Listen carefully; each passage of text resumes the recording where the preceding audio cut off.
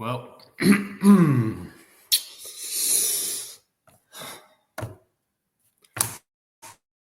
I don't even know where to start.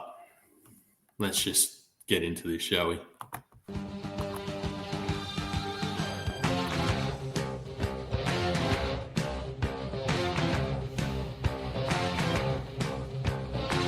We're battling the green machine. Hello and welcome back to the Milkman podcast. It's been a while, 6 days to be exact, but yeah, I'm back. Bit going on, but we'll get into that later. I just want to get straight into this, to be honest. It was... I don't even want to talk about it. I'm going to try and be as positive as I can throughout this whole episode. I was fuming. I was at a mate's house while watching this game. I was half cut. So realistically, I can't remember much, which is a blessing in disguise. But what I do know is the Canberra Raiders lost to the North Queensland Cowboys 30-20. So let's get straight into it. And I don't even know where to start, to be honest. And obviously I didn't do a review show, and again we'll get into the whys and hows later. Oh boy, I'm just stalling. But yeah, if I did, I would have said many times, watch the edges. I don't care who the wingers are. The last few games have really showed me that our edge work needs work. And yeah, it was no different against the Cowboys, apparently. So let's get straight into it. It was frankly embarrassing. Had someone walk up to me on Thursday at uni. People obviously know I'm a Raiders fan. I normally wear Raiders stuff to class and stuff. On Thursday I didn't. But he walked up to me and said, "Do you reckon the Raiders will win against the Cowboys on Sunday night?" And I said, "Mate, if we don't, I'll be very embarrassed, to be honest." So here we are. Here I am, very embarrassed. We'll see him again on Thursday, and wouldn't be surprised if he takes the piss out of me and the Raiders. And to be honest, I don't blame him, because this was just, I don't even know what to say about it. It was just so bad. It was terrible. And I can't help but feel as if we beat ourselves in a weird way. They had no business winning that game. We just did not want it. Kaeo Weekes had a poor game. Xavier Savage should have passed that ball. Paddy was basically under the post. The Hello Sport boys did a reel on it on Instagram. If you want to check that out, they were pretty much like, he's right there. He's right there. Pass the bloody ball. And I said it many times. Pass the bloody ball. How did he not see it? How did he not pass it? Why did he not pass it? What the hell is going on with the Canberra Raiders? And all very valid question. I mean, I was around my mates. None of them, only one of them has even seen rugby league before. Took him to a game in Melbourne. He did not like it. Fair enough. If it's not your cup of tea, it's not your cup of tea. The other two, watching it for the very first time, just hearing me complain the whole time. So that probably would have been entertainment in itself. Ricky Stewart said this before the game. It would have been the morning of or the day before. I don't remember, but it was definitely before the game. He said, and I quote, "They, the Cowboys, are under a lot of pressure in regards to being 0-3. So we're expecting a very desperate football team." Didn't expect hard enough, because bloody hell, did they want this one? And of course, it had to be against the Canberra Raiders. Got no idea who they got next week. Again, I'm a Canberra Raiders man. I've started the podcast on the Canberra Raiders, and if I wanted to know who the Cowboys played next week, I would look, but I don't really care that much. Probably should, because, who knows? They're going to be, their trajectory says off that win, if they go undefeated, they're making the eight. Won't happen, though. This is the type of thing that, like, the Cowboys win 2 games this year, both against the Raiders. It's just one of those things. Like, I'm pretty sure they've won 8 in a row. 8 in a row against the Canberra Raiders. How shit is that? That's crap. That's crap. Was heat a factor? Now, I've been sitting on this since Saturday night. Was heat that much of a factor? Obviously, the boys from Canberra, one of the coldest places in Australia, really. Was heat a genuine factor for us? And maybe, honestly, maybe. Having pretty much split the game into quarters wasn't great.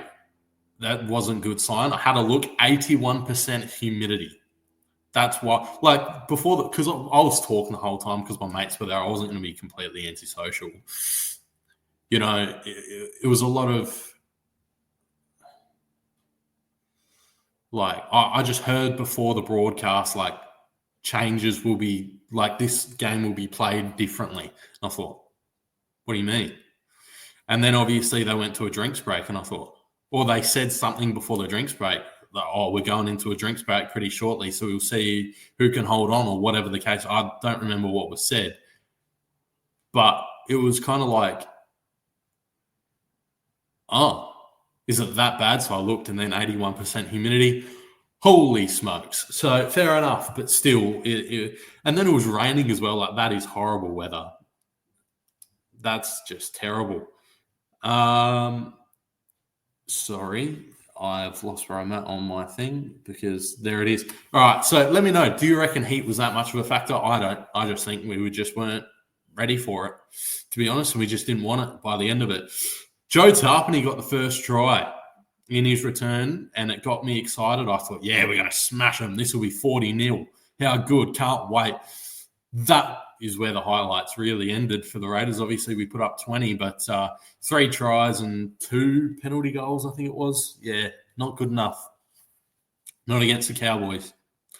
Not against the Cowboys. And I'm talking about them like they are a good team, and clearly they can be. I mean, I don't even know where to... I'm still dumbfounded. I'd rather be... I wish I was more angry, because that would make for great viewing, really, wouldn't it? But I've used up all my anger. Now I'm just disappointed. Now I'm just embarrassed to be a Raiders fan. I probably shouldn't be wearing this polo shirt at all. If you're listening, I'm wearing my Raiders polo shirt. I probably shouldn't have put it on at all. I should not be wearing anything Raiders related right now. But I am. And, you know, it won't change the fact that I'm a Raiders man through and through, but bloody hell, it's tough sometimes, isn't it? It's bloody tough sometimes. So it's back-to-back weeks I've had a crap. I think I was more happy after the Seagulls loss than this. Obviously, I changed my tip from the Broncos to the Seagulls to win the comp this year, the grand final. And, yeah, I wasn't too mad at it. This one, I don't even know. I don't even know what to say. I mean, I'm not in the right state to do a podcast just because I don't know what to talk about in this game. I don't remember much. I'm struggling to even comprehend. Like, this could be the most embarrassing loss I've ever seen as a Raiders fan. If any jump out to you, please leave it in the comments of the last 22 years while I've been alive, you know, if there's any that jump out to you. But this is really embarrassing. You know, where the Cowboys are and where we were. You know, before the season started, I said, or after the Warriors game, that is, I said between 7th and 12th we'll finish this year. I'm starting to reassess and say could be between 8th and 15th. I'd be genuinely shocked if we can dish this up, but also do what we did against the Broncos and Warriors. If we dish this up on the odd occasion, I don't know. 10th is what looks more realistic now, and makes me look a knob, makes me look a moron that all these people are saying we're going to miss the 8, all these people saying we're going to get the wooden spoon, which was always a reach, which was never going to happen anyway. We've already won 2 games. That's more than the Eels will. So and the Cowboys. So, they probably will win 2 and both against the Raiders, but still, If we play them twice, I don't actually know. We probably do. But, yeah, I don't know. I'm struggling to comprehend the whole thing. I don't even know what to say. And like I said before, Cowboys must be a hoodoo team because they've won the last 8 games against the Raiders. 3 in Canberra and the other 5 being in North Queensland. How great. So in a scenario like this where I went out drinking on Saturday night to my mate's house and watched the game there and I don't remember much from the game, I would rewatch the game, win or lose. But this one I don't really want to. I refuse. And this loss makes us sit at 12th. Our record is now 2-2. That's 2 losses on the trot with the Sharks on Thursday. Not looking good. Not looking good at all. So, only one episode my dog hasn't barked. So we're going to keep a counter on that because he's barked every episode but the last one. Oh, okay. Anyway, on to the tries from the game. Raiders. Tarpany at 10 minutes, Savage at 51, and Tamale at 63. Fogarty was 2 for 3 on conversions and got 2 for 2 on penalty goals. Can I just say, real quick, very, very unrelated, it just sprung to mind. If the Hawthorn Hawks didn't win on Saturday night, I might not have even done a podcast this week. I might not have even done the preview show on whenever the hell I'm going to do that. I'll figure that out probably Wednesday, but more about that later. I probably would have gone MIA for another week. And again, we'll get into the whys and hows later. But bloody hell. I don't know if anyone does watch the AFL, and I probably shouldn't talk about it on a Canberra Raiders podcast. I don't care. It's my podcast. I'll do what I like. Mate, the first quarter there really had me worried. I can't lie. But then Hawthorn bees Hawthorn and got the win. Thank goodness I'm half sane this week. So I'll just pretend I'm not a Raiders fan all week and just talk about Hawthorn. How good. Cowboys, Taulagi at 25, Clifford at 30 and 33, Derby at 47 and Dearden at 75. We had no hope. Some stats for your Monday evening, afternoon, Tuesday morning, whenever you're listening. 52% possession, felt way less than that. Towards the end, it felt like we got a lot of it and we were inside there 20 a lot, but we just couldn't do anything with it. 76% completion rate, that seems very high. 182 runs, 1,571 metres, 585 post-contact, 4 line breaks, 44 tackle breaks, 11 offloads. Now, a little bit of a gem for you here.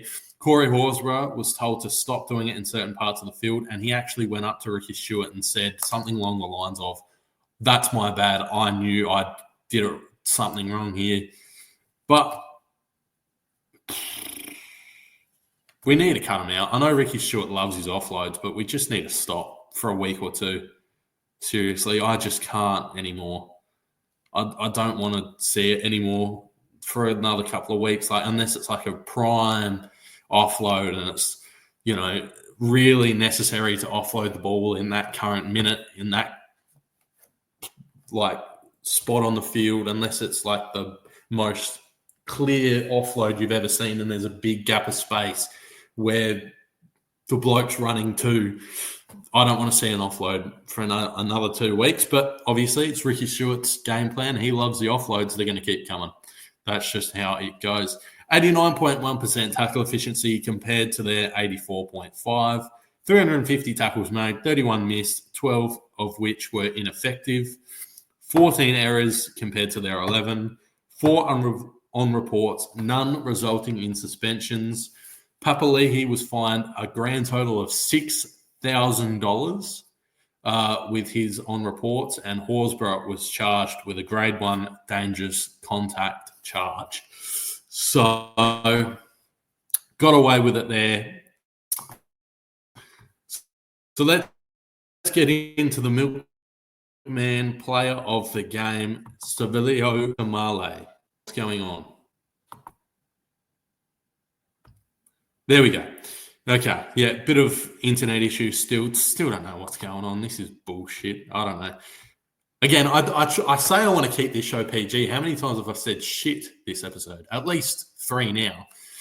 Anyway, Tamale, 1 try, 20 runs, 165 metres, 74 of which were post-contact, 2 line breaks, 8 tackle breaks, and 2 hit-ups, 1 dummy half run for 11 metres, 2 tackles, and he didn't come off the field once. Obviously, apart from halftime, he was on the field the entire time, all 80 minutes. Thank you very much, Tamale. Now, have you seen The Milkman? I haven't the last week, and I know you haven't. So I want to get into this here, just right in the middle of the show, approximately, before we get into the milk bar and stuff like that. Everyone's favourite. We'll get into why I was gone. So uni's been picking up, so I needed the week off just to sort of figure stuff out. Obviously, there hasn't been any posts on the Milkman. I think I did the Milkman tips last week, and that was about it. So again, I apologise for that, but posting will resume Tuesday. So this is coming out tonight, which is Monday. Tomorrow on the Tuesday, I'll keep posting if something happens. If not, then I'm not posting, obviously. But back to your regular scheduled programming tomorrow. So obviously, pretty poor week from me. I have just uni being the main excuse, and it's getting really full on at the moment. I don't know why. Why is it that all assignments have to be due on the same weekend? Mainly on the same day. It's crap. I don't get it. But yeah, that's all due this week. So got to get going, got to finish them off, and resume posting tomorrow and juggling uni. It'll be fun. It'll be really fun. Not. But anyway, yeah, that's where the milkman's been at university. How good. I love university so much. Now, let's head on to the milk bar, everyone's favourite segment. Oh, I forgot. Hang on. Let's use this real quick. Let's go back. So I was going to do this. That game had everyone thinking. What is that? What was that? Sorry. Play that one more time. What is that? What was that? I wanted to play that, but I forgot all about it. Great. So that's going to be a regular thing here on the Milkman podcast. The what is that? What was that? Sting whenever we lose really bad or something weird happens or whatever. I'll play it when I feel necessary. I just forgot it was there because it's brand new. But yeah, oh, no, that's the wrong one. Let's go to the milk bar, wherever that is. I can't find it. There it is. Cool. Let's go to the milk bar. So obviously I've missed about 6 days. So there's a lot of things that have happened over those past 6 days, but I'll just get into the ones I feel necessary after this loss and some of the big stories that have happened over the past 6 days that I have missed. Because we would be here way too long. Let's be honest. Like, a lot has happened. There's been a lot of quotes. There's been a lot of things said. Obviously, don't want to get into all of them because, again, I'll just be here all day and this will be a 2-hour episode. So, Ricky Stewart has said he wants Tom Starling and Jamal Fogarty to stay past this season, but he cannot guarantee their place in the first grade side. And I quote, "If the senior players can't handle the fact that these young players are coming through, they are better off finding another deal." Wow. Ricky goes bang. And on that, Jamal Fogarty is reportedly being targeted by the Manly Seagulls to replace Daly Cherry Evans. Negotiations are reportedly ongoing between the Seagulls and Jamal Fogarty's management. So pretty much, I'd be willing to wager he's all but gone. He's all but gone. Great. Bloody hell, it's all falling apart. Anyway, Ricky Stewart also said on Jamal Fogarty, and I quote, if you have got a big deal out there, mate, that's going to be the best thing, you take that, but I want you at the club. So obviously seeing what's happened with Dylan Brown and, all that sort of stuff, obviously can't win them all. So if they're offering more money than we could ever imagine, I wouldn't blame him for leaving, to be honest. I'm the same as Ricky. I'd love him to stay, but if there's a better opportunity out there, wouldn't blame him for taking it. At the end of the day, now Kaeo Weekes has had a rough couple of weeks, and after the game, Stick said this on the matter. He's got the coach's confidence. He's a great fullback. He's a great player. I know he's got the support of the whole group. There's no dramas there whatsoever. So I'll put the question to everyone out there. Obviously, I've already got the worst loss thing going around. If you've got a say in that, please let me know. If you disagree that that's the most embarrassing loss you've ever seen, let me know why and what would be. But also I want to ask, should Kaeo Weekes have a spell in the New South Wales Cup? I think so. I think he's lacking confidence. I know what he's capable of. We all know what he's capable of. He's got the potential to be one of the premier fullbacks in the competition, but for some reason at the moment, he's just lacking some confidence. And I don't know. There's something about it that doesn't sit right with me that's making me think, why? Why is he lacking this confidence right now? So if he goes down, does that mean we bring Chevy Stewart up? Yes. 100% we should. Even if it's just for a couple of weeks, just while Weekes gets his confidence up, even though this may bring his confidence down a peg, because obviously demoting someone wouldn't feel great, obviously, but, Chevy Stewart's been balling out really in New South Wales Cup, so why not give him a spell up here in the big boy leagues and give Kaeo Weekes a spell in the New South Wales Cup while he's coming to grips? I really don't know. That's why Ricky Stewart's paid the big bucks. That's why all the coaches and stuff know what they're talking about. They've shown his support. They're showing him their support.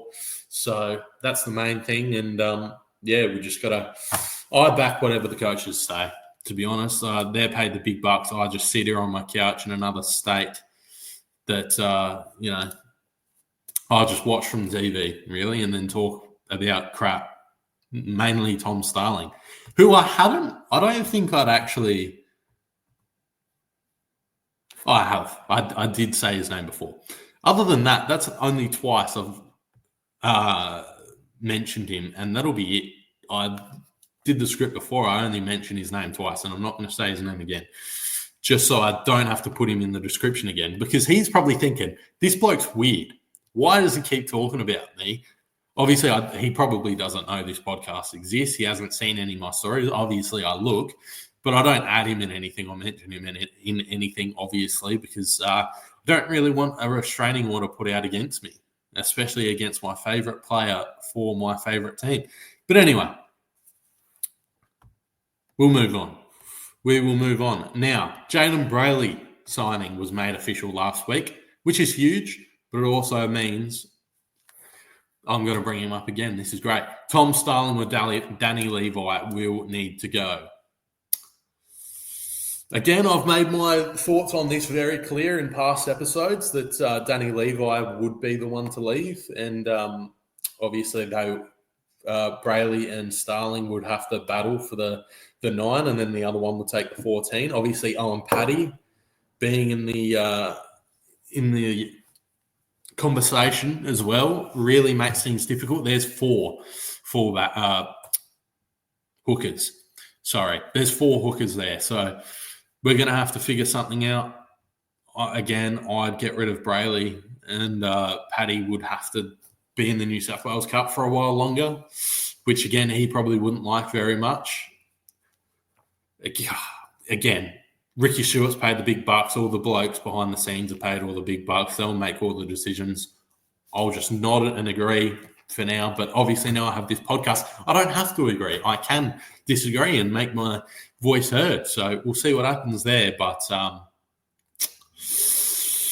yeah, so it's going to be very interesting to keep an eye on that. And obviously, whenever anything happens, if Tom Starling is the one to leave the club, bet your bottom dollar there will be an emergency podcast as soon as it happens, pretty much. So anyone else, it'll just be whatever. But if Tom Starling leaves the club, emergency podcast is on the cards. So keep an eye out for that. If Fogarty leaves, there probably would be one too, because that is a big deal. Even if it's like a mid-season signing, obviously they can look around. I'm pretty sure they're both on the last year of their deal. So they'll probably look around. I wouldn't be surprised if they both leave, to be honest.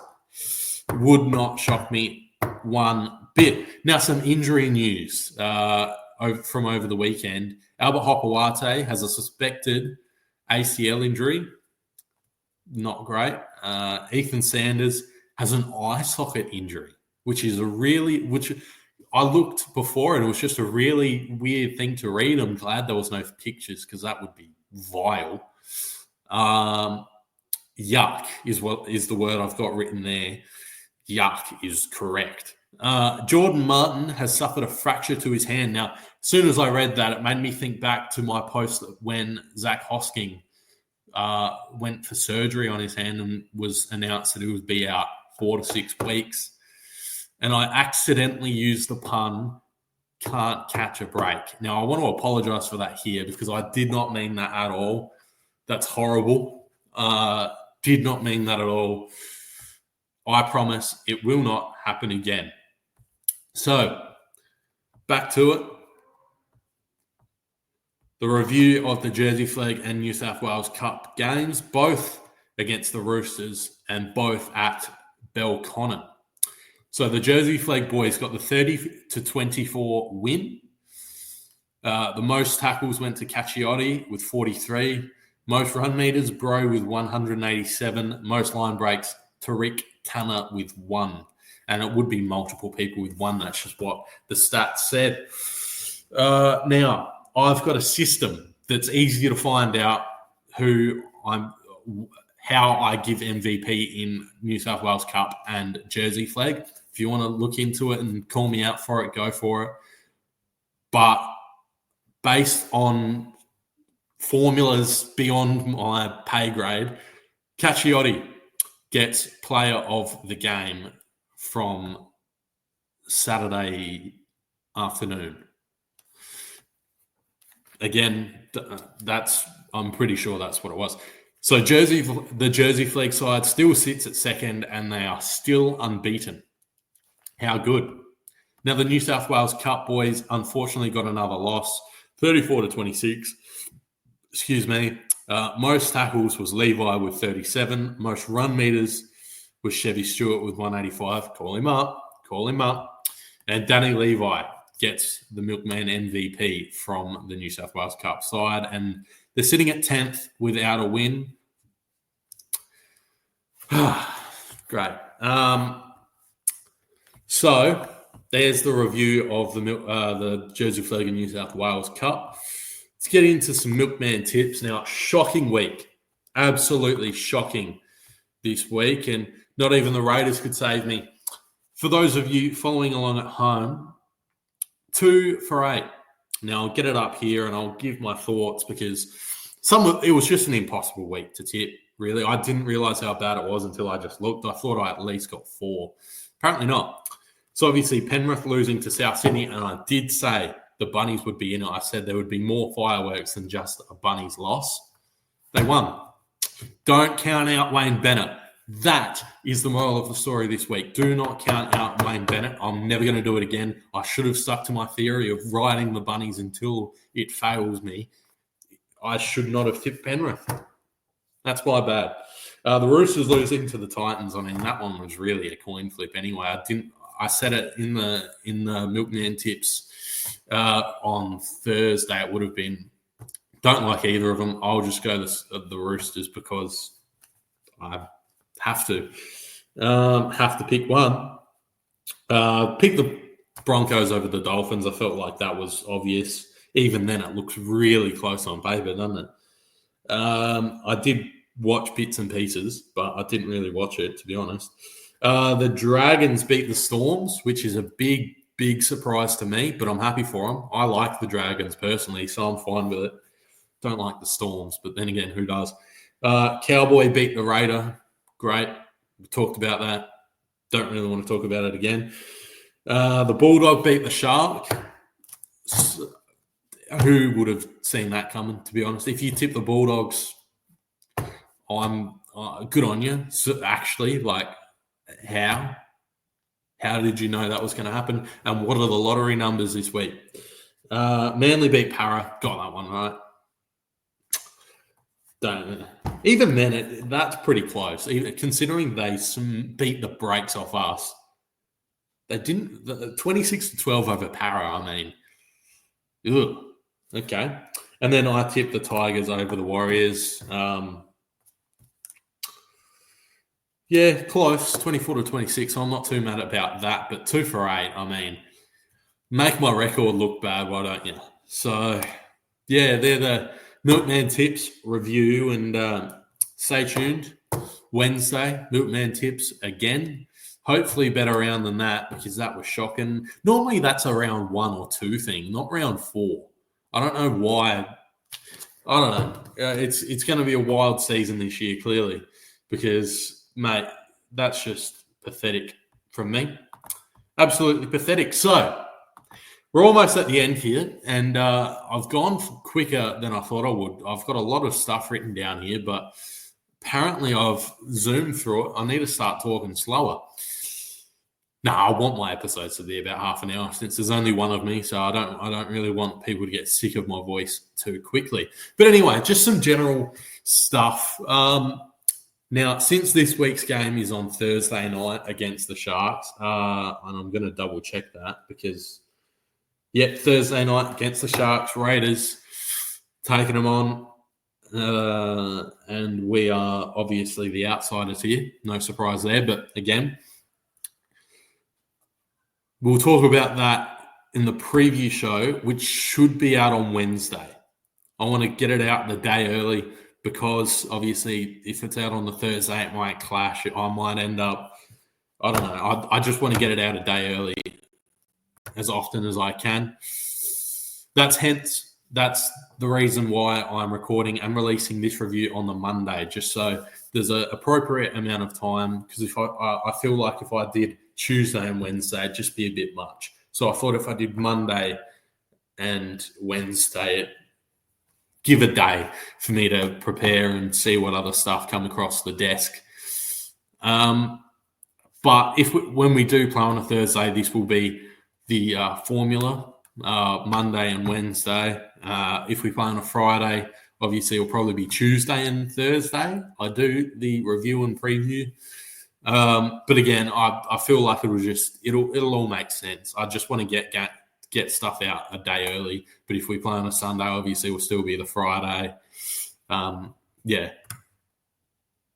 in the future, I will give a heads up. I'll just go, due to the Raiders playing on Friday this week, I'll get the episode up on Thursday. And so on and so forth. It's really boring stuff. That's why I put it at the end, so you didn't really have to watch it. But I'm pretty sure that's about it. Welcome back, Milkman Podcast. We are back. Obviously, a bad week to be a Raiders fan, so keep your head up high. Obviously, the Sharkies are a tough matchup, but we'll talk about that on Wednesday. We'll get right into that and what's going on there.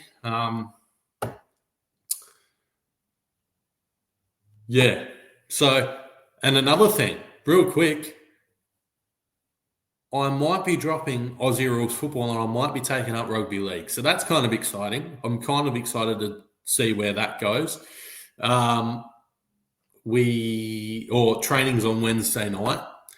So obviously, I'll get it up way before because I'm pretty sure training's at like 7. So again, very exciting times here at the Milkman Podcast. I might be taking up rugby league, which is a little scary to think about. But again, see what happens later on down the line. That's why I'm putting this at the end, because you don't really need to know. What are the odds you're even here right now? Who knows?